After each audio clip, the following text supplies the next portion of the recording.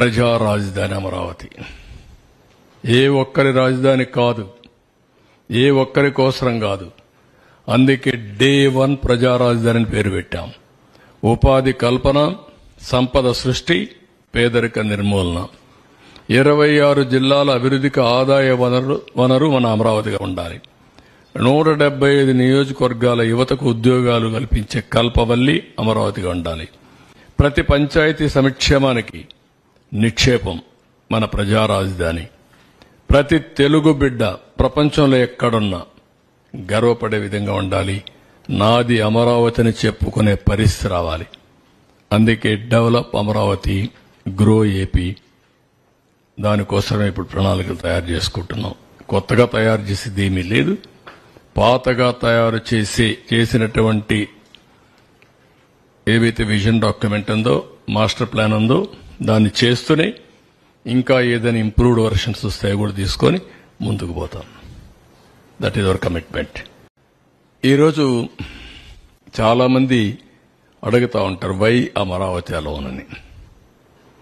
విభజన జరిగింది. విభజన జరిగినాక అప్పట్లో 13 జిల్లాలు. 13 జిల్లాలను మీరు చూస్తే స్ట్రైట్ గా ఏ పక్క గిర్ర గీసిన, ఈ పక్క మడకసిర లాస్ట్, ఈ పక్క ఇచ్చాపురం, ఇంకొక స్ట్రైట్ గా కొద్దిగా ఇట్లొస్తే కుప్పం. 550, 590, ఇక్కడ 594 కిలోమీటర్లు. ఎటు చూసినా సమదూరం ఉండే ఏకైక ప్రాంతం అమరావతి. ఎవరు బుద్ధి జ్ఞానం ఉండే ఏ వ్యక్తి అయినా సరే దీన్ని ఏమాత్రం కూడా డిఫర్ కారు మనిషి అనేవాడు. అదే మరిగా ఆ పక్క 12 పార్లమెంట్లు, ఈ పక్క 12 పార్లమెంట్లు, 13వ పార్లమెంట్ ఇక్కడ వస్తుంది. దేనికంటే సైంటిఫిక్ బేసిస్ మీకు ఏం కావాలి అమరావతి నిర్ణయించడానికి? దీనికి కులాలు కావాలన్నా, మతాలు కావాలన్నా, ప్రాంతాలు కావాలన్నా, లేదంటే రెచ్చగొట్టాలన్నా? అంటే ఎవరైనా సరే రాష్ట్రం యొక్క భవిష్యత్తును ఆకాంక్షించే ఎలాంటి వ్యక్తి అయినా సరే, అతను కరుడుగట్టిన ఉగ్రవాది అయినా సరే దీనికి ఒప్పుకొని తీరాలి. ఈ నియమనాలతో నాకు అర్థం కావడం లేదు. అక్కడి నుంచి విధ్వంసం ప్రారంభమైంది. నెక్స్ట్ ఇది మీరు చూస్తే 19 పవర్కు వచ్చాడు. First act was destruction of Prajavedika. No return orders, no accountability, జవాబుదారీతనం లేదు. ఒక చిన్న ప్రాపర్టీ కొట్టాలన్నా నిర్ణయం చేసేటప్పుడు ప్రాపర్ ప్రొసీజర్ ఫాలో కావాలి. ఎలాంటి ప్రొసీజర్ ఫాలో కాకుండా ఇది చేయడం.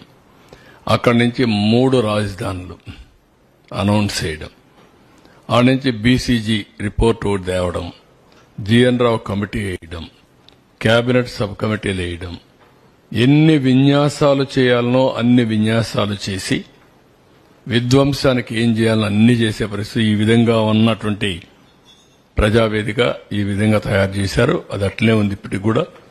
దాన్ని కూడా మిమ్మల్ని కూడా అడిగాం. చాలా మంది అంటున్నారు శాశ్వతంగా అట్లనే ఉండాలి, అక్కడి నుంచే స్ఫూర్తి రావాలి, ప్రజల్లో కూడా కసి పెరగాలి. అది చూసినప్పుడంతా కసి పెరిగి మేమందరం కలిసి రాష్ట్రాన్ని అభివృద్ధి చేయాలనే కక్షతో పనిచేసే పరిస్థితి రావాలని చెప్పి కోరుతున్నారు. అది కూడా ఒకసారి ఆలోచించి సబబుగా అనిపిస్తుంది. మనం దాన్ని అట్లే పెట్టాల్సిన అవసరం ఉంది. హైదరాబాద్లో నేను ఒక రాక్స్ అన్ని ఒక రాక్ గార్డెన్ పెట్టా. భవిష్యత్తు తరాలు చూడాలంటే ఈ ప్రాంతం ఏ విధంగా ఉందో ఆ రాక్ గార్డెన్కి పోతే ఈ విధంగా రాళ్లుండేటివి, ఇక్కడి నుంచి ఈ మహానగరం వచ్చిందని చూడడానికి ఆ రోజు పెట్టాం. నెక్స్ట్ ఇక్కడికి వచ్చినప్పుడు 1631 రోజులు. ప్రపంచంలో ఎక్కడా ఇంత ప్రొటెస్ట్ ఉండదు. ఎన్ని అవమానాలు పొందాలో అన్ని అవమానాలు పొందారు. రాష్ట్ర భవిష్యత్తుకు ముందుకొచ్చారు. సెంటిమెంట్ వదులుకొని రాష్ట్రం బాగుంటే మేం బాగుంటాం ఉదారంగా ఆ రోజు భూమి ఇచ్చారు. భూమి ఇచ్చిన వాళ్ళు రోడ్డు మీద పడ్డారు.